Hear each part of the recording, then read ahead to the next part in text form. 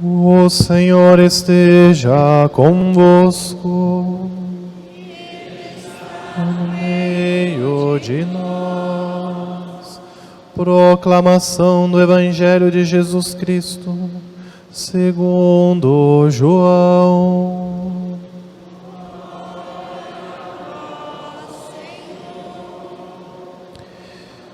Naquele tempo, havia um doente, Lázaro, que era de Betânia, o povoado de Maria e de Marta, sua irmã.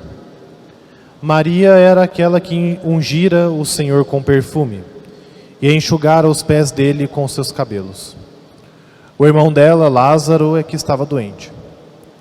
As irmãs mandaram então dizer a Jesus: Senhor, aquele que amas está doente. Ouvindo isto, Jesus disse: Esta doença não leva à morte. Ela serve para a glória de Deus, para que o Filho de Deus seja glorificado por ela. Jesus era muito amigo de Marta, de sua irmã Maria e de Lázaro. Quando ouviu que estava doente, Jesus ficou ainda 2 dias no lugar onde se encontrava.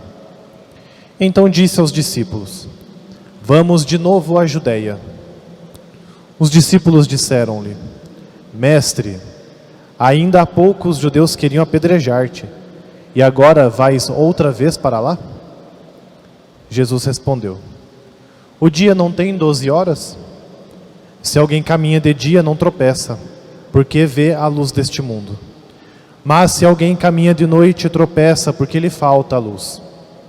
Depois acrescentou: O nosso amigo Lázaro dorme, mas eu vou acordá-lo. Os discípulos disseram: Senhor, se ele dorme, vai ficar bom. Jesus falava da morte de Lázaro, mas os discípulos pensaram que falasse do sono mesmo. Então Jesus disse abertamente: Lázaro está morto, mas por causa de vós alegro-me por não ter estado lá, para que creiais. Mas vamos para junto dele. Então Tomé, cujo nome significa gêmeo, disse aos companheiros: Vamos nós também para morrermos com ele. Quando Jesus chegou, encontrou Lázaro sepultado havia 4 dias. Betânia ficava a uns 3 quilômetros de Jerusalém. Muitos judeus tinham vindo à casa de Marta e Maria para as consolar por causa do irmão.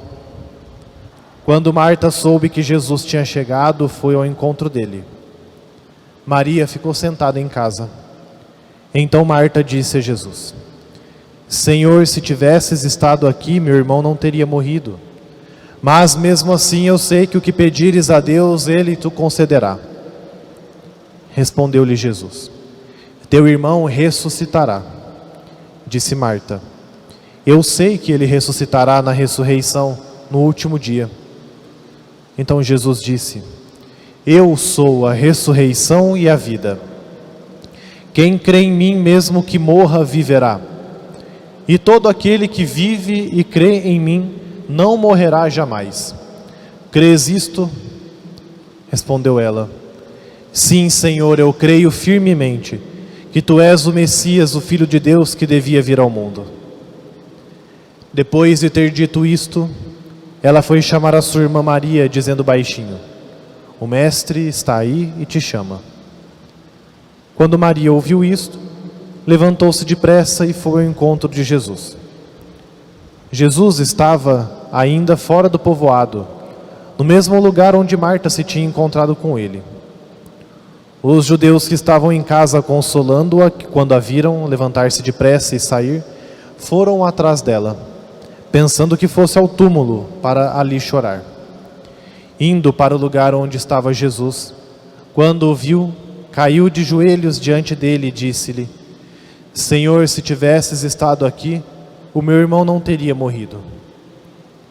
Quando Jesus a viu chorar, e também os que estavam com ela, estremeceu interiormente, ficou profundamente comovido e perguntou: Onde o colocastes?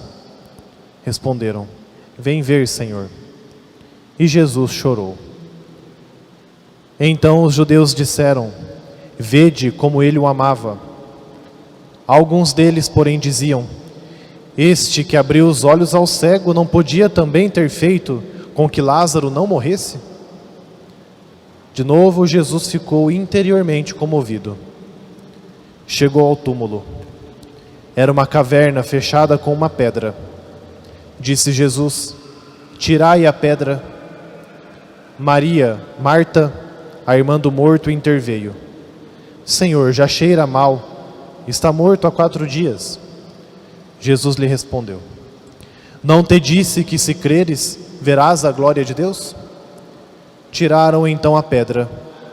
Jesus levantou os olhos para o alto e disse: Pai, eu te dou graças porque me ouviste. Eu sei que sempre me escutas. Mas digo isto por causa do povo que me rodeia, para que creia que tu me enviaste. Tendo dito isso, exclamou com voz forte: Lázaro, vem para fora. O morto saiu, atado de mãos e pés com os lençóis mortuários e o rosto coberto com um pano. Então Jesus lhes disse: desatai-o e deixai-o caminhar. Então muitos dos judeus que tinham ido à casa de Maria e viram o que Jesus fizera, creram nele. Palavra da salvação.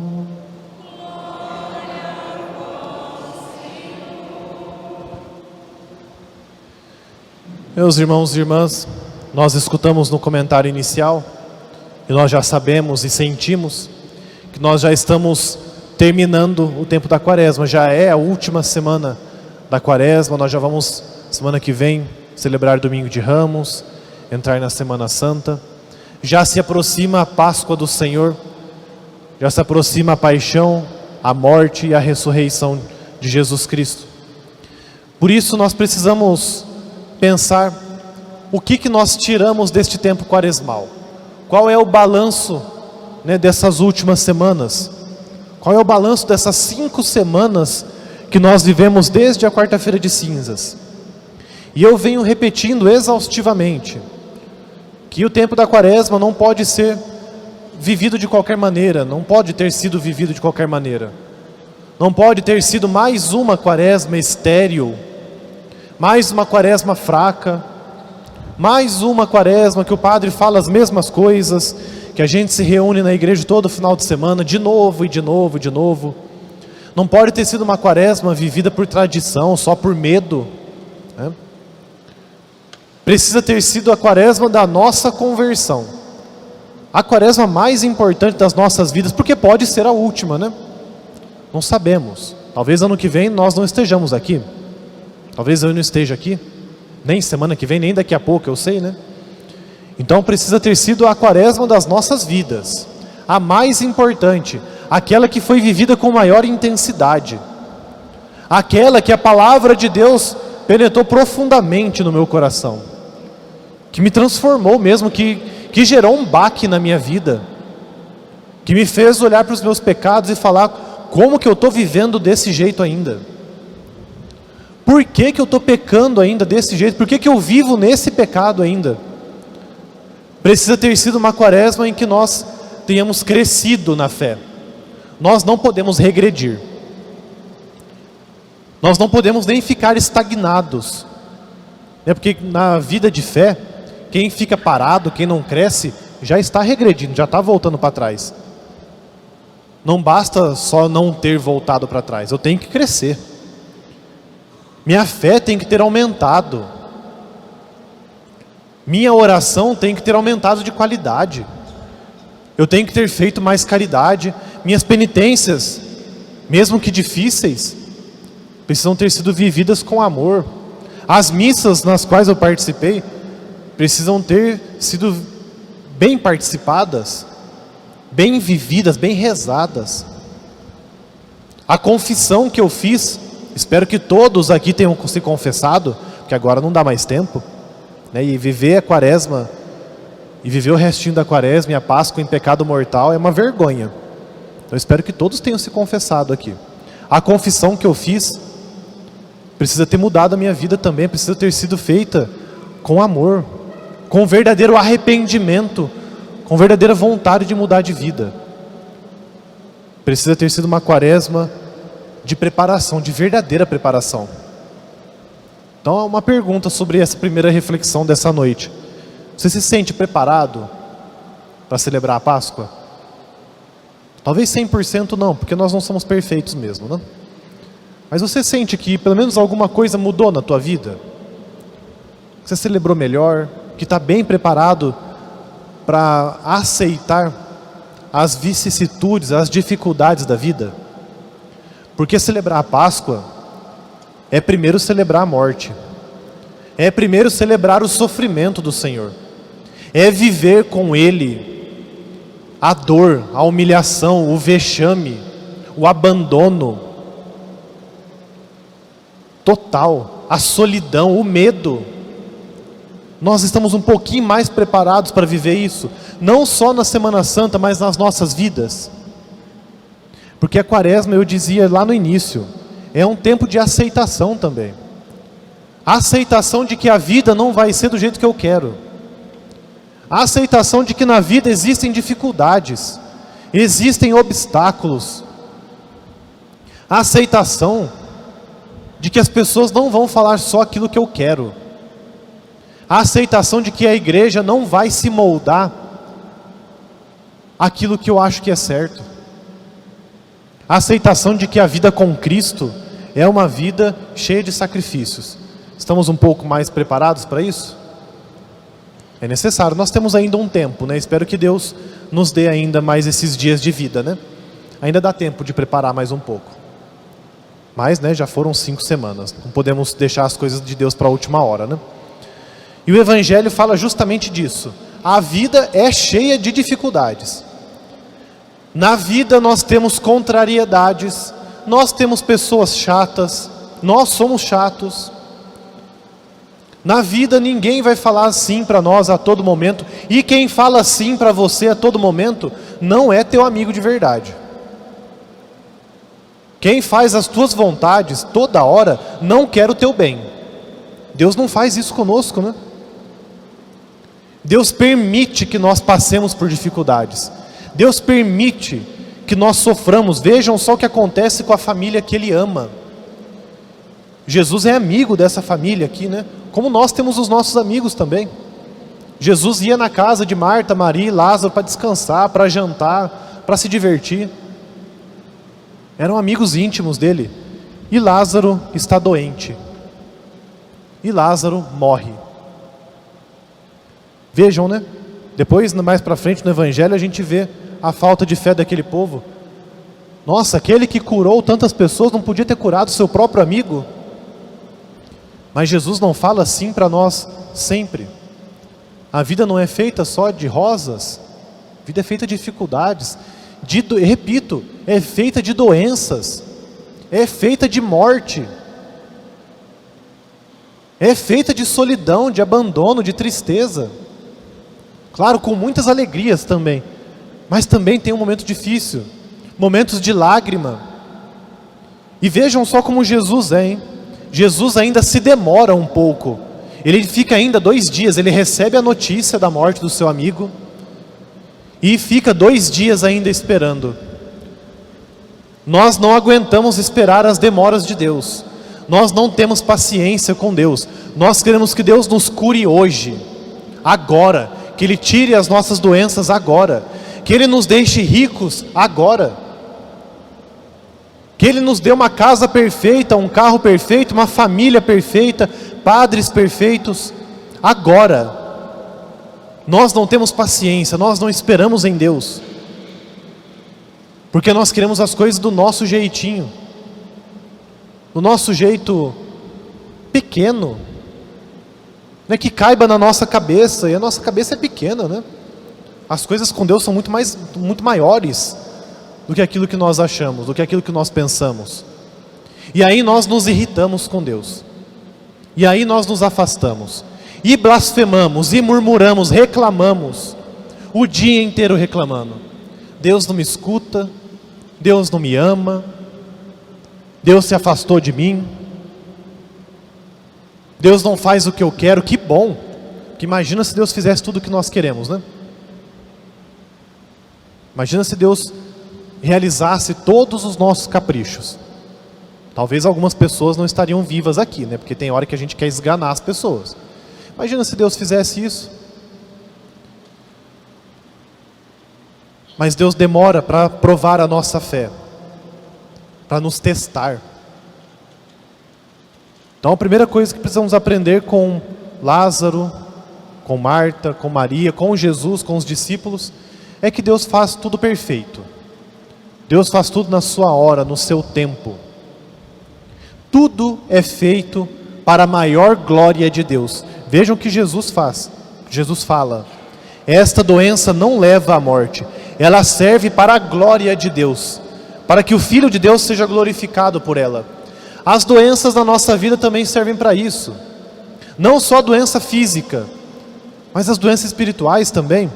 As demoras de Deus servem para que nós glorifiquemos a Deus. Senhor, está difícil, eu não estou aguentando mais, está doendo, mas eu acredito, mas eu te amo, e te amo mais ainda, porque eu sei que o Senhor está preparando uma coisa boa para mim, coisa perfeita. O Senhor está preparando a salvação para mim. Mesmo que eu não seja curado, mesmo que eu não seja liberto, mesmo que eu não fique rico, mesmo que o mundo não seja perfeito, o Senhor continua me amando. Essa é a glória que nós devemos dar a Deus nos altos e baixos da nossa vida. Em tudo dar glórias a Deus. Em tudo, fazer tudo e viver a vida para a maior glória de Deus. A Ele, né, toda a glória, a Ele todo louvor, toda a honra, tudo que Ele faz é bom. Nada do que Deus faz vai nos colocar num buraco, no abismo. Mas Jesus sempre vem. Jesus sempre se aproxima de nós.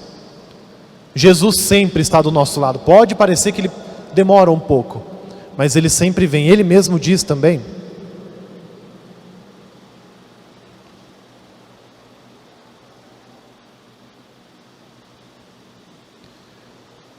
vamos para junto dele. É por causa de vós alegro-me por não ter estado lá para que creiais, mas vamos para junto dele. Então Jesus vem também para junto de nós. Jesus se aproxima da nossa dificuldade, da nossa morte, das nossas doenças, da nossa tristeza. Jesus se aproxima. E Jesus não tem medo disso.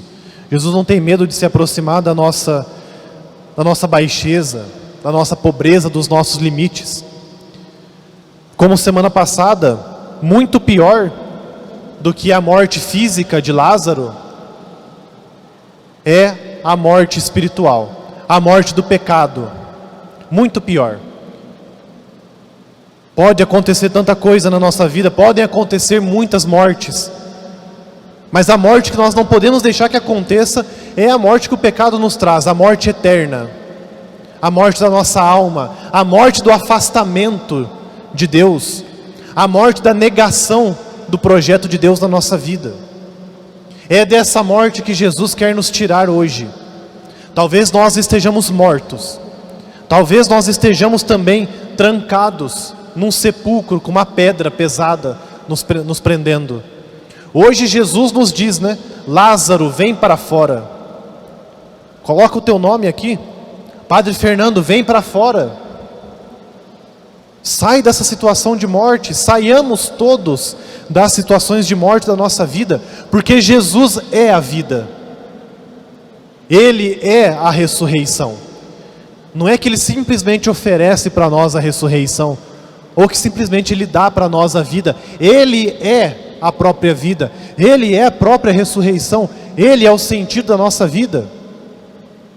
Ele é quem completa aquilo que falta nos nossos dias. É Ele que sacia lá a nossa sede, lá junto com a samaritana. É Ele quem dá a luz para a nossa vida junto com o cego. É Ele quem dá a vida para nós hoje junto com Lázaro. Jesus nos ama. Se um dia talvez você tenha dúvida disso, acredite no Evangelho de hoje. Não precisa acreditar no que eu estou falando, não. Acredita no que o próprio Evangelho está falando. Jesus te ama. Jesus nos ama. Quando Jesus viu o povo chorando, estremeceu interiormente ficou profundamente comovido e Jesus chorou. Jesus, quando vê também as nossas debilidades, Jesus, quando vê o nosso pecado, quando vê que nós estamos nos afastando dele, ele fica comovido também. Ele se estremece interiormente, ele chora conosco, ele sente a nossa dor, ele sabe a situação pela qual você está passando, ele sabe que o teu coração está apertado, ele sabe que talvez você queira desistir, mas ele vem te chamar, né? Vem para fora, ele te dá a vida. Claro, exige de você também esforço, como exigiu da samaritana, como exigiu do cego de nascença, ele exige hoje de Lázaro também. Ele pede para as pessoas removerem a pedra, e ele diz para Lázaro sair para fora, mas ele estava com as suas mãos, com seus pés atados e com o seu rosto coberto. Era difícil de Lázaro sair caminhando, mas ele fez aquilo que Jesus pediu. As pessoas tiraram a pedra do túmulo. Qual que é o nosso esforço também para ganhar a vida com Jesus e em Jesus? Peçamos então ao Senhor hoje que essa liturgia nos dê forças na caminhada, que Ele nos ajude a nossa fé a crescer e nos ajude a aceitar os sofrimentos para chegar um dia com Ele à ressurreição. Deus nos ajude.